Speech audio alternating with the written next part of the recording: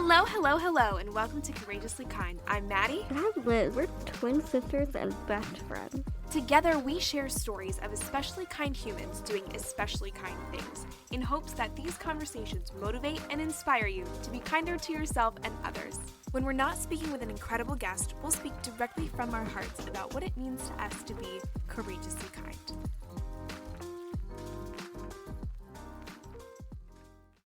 We're back. We were gone for a couple of weeks because we got crazy busy with graduation and graduation parties, but we're finally back to podcasting. Yeah. It's really exciting. Thanks for being patient with us. We wanted to talk really quickly about Disability Pride Month. July is Disability Pride Month, and it's not as well known as Pride Month that we had last month for the LGBTQIA plus community. Mm-hmm. So we're hoping to raise a little bit more awareness for Disability Pride Month all throughout the month of July. So happy Disability Pride Month. Yeah. Today we're going to be talking specifically about Liz's condition, Goldenhar Syndrome. We've talked about it a lot before, but we wanted to have a specific video that you could go to if you had any questions. I just had a brain fart. Okay, I'm going to be interviewing Liz, sort of, asking her some of her most frequently asked questions, and hopefully answering some of your questions, clearing up some misconceptions about what Goldenhar Syndrome is, and getting to know Liz a little bit better. Yeah. So, let's jump right into it. Okay. Do you want to explain just a little bit about what Goldenhar Syndrome is? Sure. Just the brief, basic rundown. Basic rundown. Goldenhar Syndrome. Whoa. Can't talk today. Goldenhar. It's been a couple weeks since we did this podcast thing, so we're getting back into the flow. In the hang of it. So it is a rare congenital condition, and it's a syndrome, so it's not a disease. We always call it a condition, but a syndrome is a collection of signs and symptoms.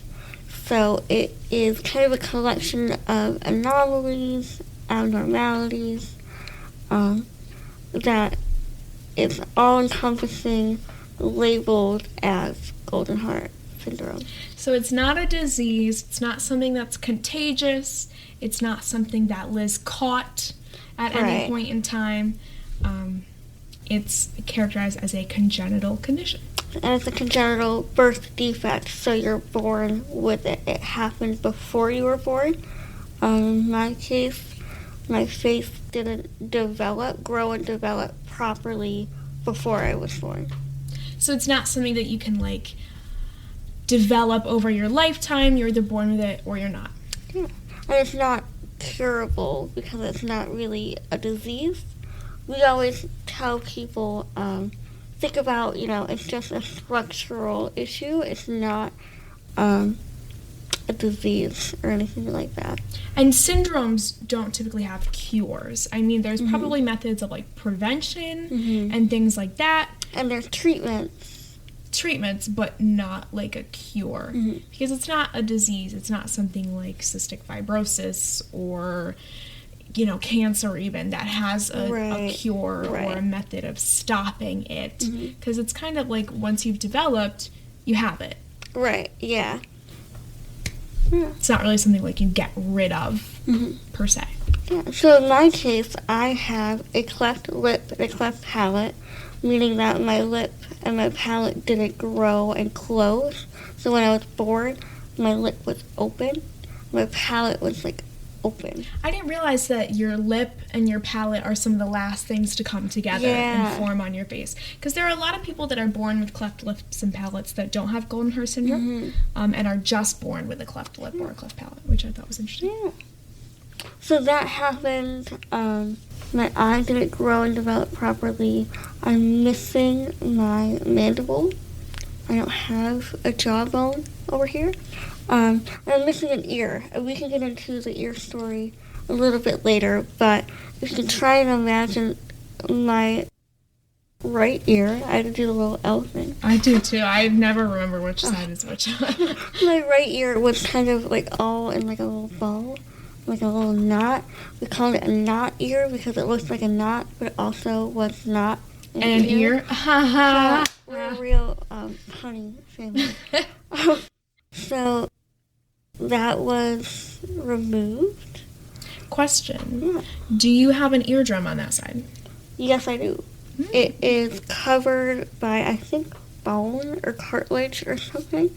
So all of, like, the inner ear I have, but any, like, obviously there's no exterior. It's kind of like, imagine, like, a door, like, covered up, like, closed in. Okay, yeah. You know? Mhm. So, like, no ear canal, none of that stuff, but all the inner stuff. Like, So can you hear a little bit Yeah. on that side? a little bit. If you were to put headphones on that side, like in any hearing test where you put headphones on, I can hear a little bit of frequency.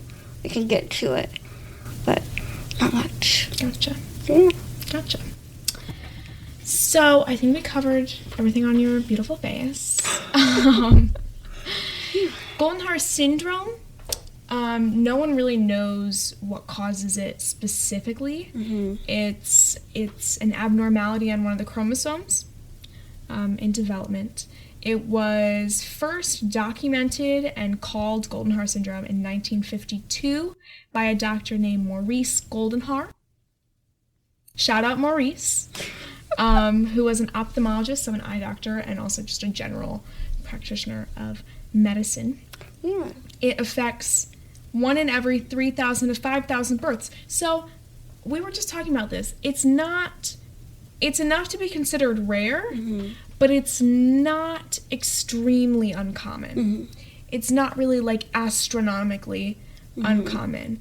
And over the past couple years, through the internet and social media, we've met so many people with Goldenhar syndrome. I think growing up, not seeing anybody else, we were lucky we knew another family that actually were twin sisters, and one of them had Goldenhar and one of them didn't. So we were really lucky to know them. So lucky. And they lived like an hour away from us. Yeah, which was crazy. Crazy.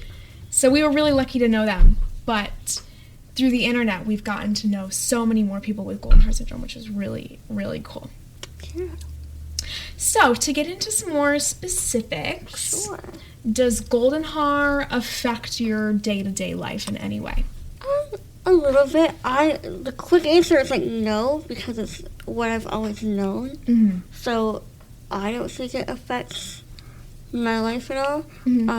I am like the slowest eater alive. When you think about it, I'm missing like half my jawbone. Eating is very slow. I have about 2100 vision in this eye. Is that technically legally blind? Don't know. I don't know. I don't know. But like if I close my eyes, I can't read can't read anything. Like I can't see that time up there. No clue. But I have 20/20 in my other eye. So she does all the hard work. She wakes up for everything. There you go. And other than that, it really doesn't affect, my day-to-day routine.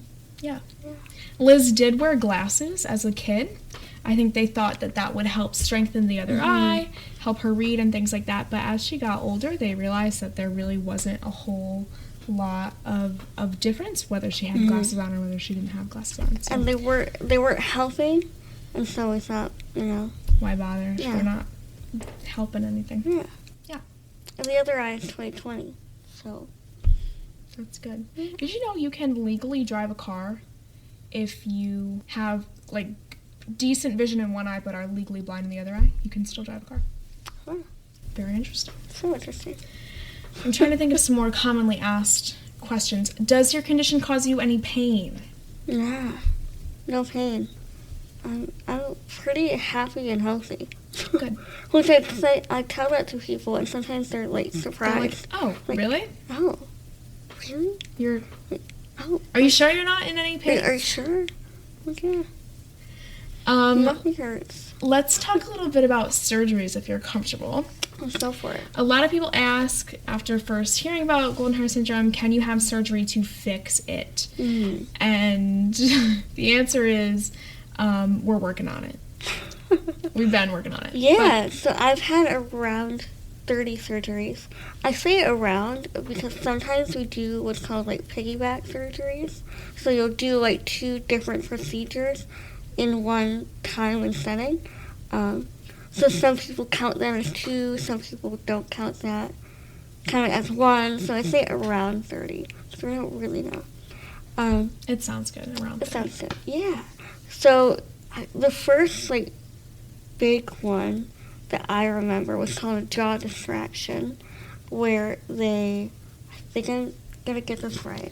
It's intense. They break the jaw, reset it, and then they put things in. They put like screws and things in so that the jaw comes forward, and every day you would have to like tighten it so that it would move forward. So I had that when I was 4. Talk about trauma. Oh That's my gosh, intense. wild. That's intense. And then the next really big one I remember, they took the not ear off. And they took, apparently, I was just reading about what they did. Apparently I had an extra rib. Which is like, what? Which is weird, or extra rib cartilage. Mm-hmm. So they took that out, made an ear out of it, and stuck it on my head. It was, I don't want to say it was like an experimental procedure. No, but it wasn't, I mean, it obviously wasn't a normal procedure. Yeah. And we kind of held our breath about it for a while. Now the ear it couldn't hear, it wasn't like functioning. It was more for symmetrical purposes. And also at the time she was wearing glasses. Right. So she needed something to hold it Think up. about how you wear glasses over your ears. You need something to hold a pair of glasses on your head. Yeah. So I had the rib ear for a while, for a good 10 years. I don't even And I had a couple different surgeries with that, because the first one they made it and they stuck it like flush to my head. So as you can imagine, it was like stuck down all the way. Mm-hmm. And then I think we had 2 more to bring it out. So it that looks it like would- it, because your ears don't sit flat to your head. Right. So I think we had 2 of those to move it out. Did you have it pierced? I did have it pierced for a while. It would get infected like all the time. Don't tell anyone. But then we got rid of it, so it doesn't matter. There you go. When I was 15, they made the ear big, a little too big, in hopes that I would grow into it, because they made it when I was 7. So the And your ears are one of the last things that continue to grow, Yes. which is really interesting. Yeah, so they made it big intentionally, thinking I would grow into it, but I never grew into it. And it wasn't completely symmetrical, because in order for it to be symmetrical, they had to go into the hairline more, and I didn't want to interrupt this beautiful hairline. So they made it, and it sat lower than a normal ear should. So when I was 15, I had plans to get a nose job. We'll go into the nose in a minute. But they said, if you really don't like it, if it doesn't feel right, if you're uncomfortable with it, we can just take it off. And we can get you a prosthetic, and we can just... Oh, we should have brought the prosthetic. Oh, damn it. Forgot it. We'll have a separate meet We'll the make it prosthetic separate, sure. interview. So, 15, they took it off. And this big, beautiful scar now. And now it's just all flat right here. The skin is like skin from like my stomach. It feels kind of really... Can I touch it? It feels kind of really cool. I don't know. Have you ever had like a scar and you feel what a scar feels like? It feels like that. Yeah. Like smooth. Yeah. I don't really have a lot of feeling over here either. But she's cool. So they took that off, and... How old are you when you got your prosthetic? 15? 16? 15? Yeah, 15 or 16. And I've had that ever since. I don't really wear it a lot. I kind of, like, after I got the prosthetic, I'm so grateful for it. Mm-hmm. I love it. Mm-hmm. But I kind of had that realization of, like, it's never going to be a real ear. Mm-hmm. And that feeling of, like, oh, I want, like, a real ear. Mm-hmm. It looks really real. It looks really real. And she sat with an artist for, like, 6 hours, and they, like, matched her skin tone perfectly. It was such a cool day to sit with them and, like, watch her do it. And she had, like, basic colors. Mm-hmm. It was, like, red, yellow, blue, a little peach color, green, brown, and that was then to it. watch them color match it. And did they take a mold of this ear They did, and then flipped it? Yeah, and then they flipped it. So I think really that cool. prosthetic is also pierced. Yeah. Yes. Yeah. And she can pierce it more if she wants. If I want to. I don't know, I feel weird about poking it and putting holes in it. Yeah. So I don't, but... It's a little bit labor intensive to put the prosthetic on. Yeah. I'm so grateful I have it. Mhm. I love it. And I wear it often now. It's just a lot. If I want it, I have the option. If I want it, I have it. That's I cool. don't- Thanks. So then, going back to surgeries, Mm-hmm. Nose job? nose job. So when I was born, my nose was kind of like collapsed. If you can kind of see, the scar goes all the way up to the nose, so the lips were open, but the nose was also open. And you don't realize this whole. I'm gonna use you. Mm-hmm. Stick my fingers out your nose. Everything was open to like here. Up So to the nose. Right. So the nose was open as well. I think I have a baby pictures on my Instagram where you can see that. But follow my Instagram. So the nose was open. So when I was really little, they did like an emergency nose job, like kind of a like quick stick it- fix, stick it back together. Does it function? Yeah, Good. okay, get a little air in and out. Good. So that was a temporary, like, quick fix situation. And then when I was, like, 15, but when I was younger than that, my doctor said, literally come in with any picture of a nose, and we'll make you the nose that you want. Because we had to do kind of... Which is so cool. It's so weird as, like, a little kid. It's like a catalog. Pick out a nose. Right? You don't realize, like, the different nose shapes Yes. until you, like, are Right, looking at yeah. noses. Sidetrack about noses. So I came into him and I said, I just want it to look a certain way, and they made it, and I had a nose. You've got a good nose. Thank you. I'm pretty proud Do of you have it. a deviated septum as well? Have Oh, you fixed yeah. that? Really deviated. And when they were all done, they came in, they were like, how did you breathe with that? So messed up. You were like, well, I made it 15 years, so I was breathing somehow. Yeah. Now my nose is really, like, firm. Yeah, you know how, It's like, not- the end of a nose is, like, really cartilagey? What is that? Liz's is not... I guess it's cartilagey, like, on the sides, but Yeah. it is, like, firm. Yeah. Can the thumbnail just be us playing with noses? Can it? Cute. No, we have to make it look nice. This is cute. Okay. I think we covered all our bases here. We did. Liz has braces. I do. We want to talk about orthodontia a little bit. It's really boring. We don't have to go into that. I've had braces for like 5 years, and I'm gonna have them until the end of time. Oh, stop. No, they're waiting until I get the mandibular Yeah, you want to talk about that replacement. a little bit? Yeah. So we eventually are getting a jawbone. Woo! Jawbone. Sounds like we're like getting a new car or We're something. getting a jawbone. Woo! Probably costs more than a Honestly. car. And so what they'll probably do is do like metal or plastic. Like they call it a replacement. It's not a replacement. It was never there. But I just lost all my thoughts. But they'll put that in there, and then hopefully once that's all healed, the braces come off, Cool. and my whole face will look different. Ah, we love it. That's crazy. Do you think that'll be one of the last big procedures? Yeah, that's it. I'm done after that. I think. There you I don't know. I'm ready to be done. go. Liz has a really small airway.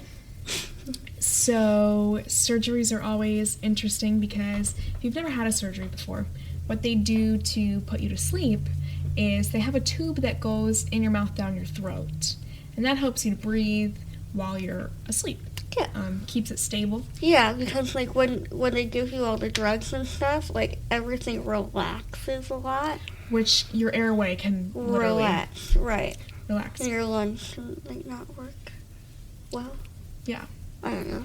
So because Liz's airway is a little bit small, surgery's a little bit nerve-wracking It's because scary. you need a tube in there to make sure that you are breathing. Yeah. And we've had a few complications with that. But hopefully this mandibular replacement will help open up that airway a little bit, help open the back of the mouth a bit. Yeah, they'll bring the whole jaw, like, up, like, forward. So if you can imagine it, like, here's the airway and, like, here's the jaw. Right now, it's kind of cut in it kind of close in there. Yeah, it's kind of close in there. But hopefully with the replacement, it'll bring the jaw out. Give the airway some more room. Yeah. So then, knock on wood, but you ever need another operation, intubation won't be as big of a cause of concern. Yeah. I tell you the last time I felt the extubation. Yeah, Liz had to be really weird. The last surgery Liz had was kind of intense. Okay, but here's the thing. It was the first one she was there for. First one I ever went to the hospital.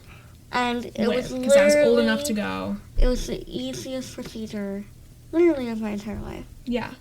I went to the orthodontist that summer, and they were like, you have, like, scar tissue inside on your bottom lip. We think your mouth is too small. And you were like, yeah, I could have told you that, but... Right. But they said, we really would like, to go in there and kind of make some more room, so just cut some of the tissue. Remove some of the scar tissue. Yeah.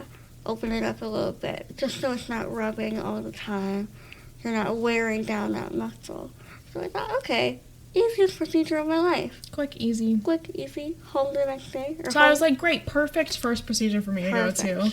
Hospitals make me very nervous. You did good. Thank you. I did not do good. They had some problems getting the breathing tube into Liz's throat. Mm-hmm. And Liz has had the same surgeon her whole life, which is great. We love him. He's part of the family at this point. But he's very cut and dry, and he always prepares us for the worst case scenario. Which I like that. Which I like that, too. Yeah. And I used to really hate that. But I really enjoy that because he came out and he was telling us all of these things of, like, she's not going home tonight, which we were like, what do you mean she's not going home tonight? She might have to be on a ventilator. And we were like, what? And we freaked out. And the surgery was like an hour-long surgery turned into, like, I don't even know how. I think it was about 4 hours. I have no idea. Felt like eternity. Yeah. But then he came out at the end and he was like, yeah, breathing tube's out and she's fine. You can go see her. We were like, what? Yeah. Excuse me? It was wild. But he's amazing. Yeah. And he prepped us for the worst. And then it didn't happen. And then it didn't happen and we were so relieved. And he took good care of ya. Liz has got a million stories like this. We could do a whole episode on funny surgery stories. Hospital stories. We should. We should. That was funny. Okay. I think we covered all our bases here. Yeah. Is there anything you want to leave our listeners with? Any misconceptions about Goldenhar you want to clear up? Final words. I always say to treat everybody the way you want to be treated, with kindness and respect, and talk to them like they're a human. They're no different than you. I'm no different than you. I'm no different than her. Just, again, it comes back to kindness. I have a little necklace on that says, be kind. Woo-hoo. And you should be. That's it. If you have any additional questions about Liz and about Goldenhar Syndrome, feel free to send them our way. We are total open books. Liz loves talking about herself, if we're being honest here. You can send them to our Instagram. You can always DM us on Instagram at Courageously Kind Podcast. You can email us your questions at courageouslykindpodcast@gmail.com. If you follow us on TikTok, you can leave a Q&A in a question in our Q&A box. There we go. And this is going to be on YouTube, so you can just... leave them in the comments, too, if you have a question. Whatever you'd like. Thanks for joining us. We hope you learned something. Yeah. And be nice to people. Have a good week. We'll see you next week. Bye. Bye. This is a long one. We'd like to give a huge thank you to Anna Landscape Contracting for their support of Courageously Kind. Anna Waltz is a family-owned landscape contracting company in Berks County that has served Pennsylvania for over 35 years. If you're ready to get your landscaping project started, visit anawaltlandscape.com or call 610-916-7070. Anna Waltz Landscape Contracting, beautifying Pennsylvania 1 yard at a time. Thank you so much for listening. If you like this episode, feel free to share it with your friends, your family, or anyone you think might like it too. And if you want to support the show, leave us a review on Spotify or Apple Podcasts. It really does help. Or check out our merch store at courageouslykind.org. Take good care, and we'll see you back here real soon.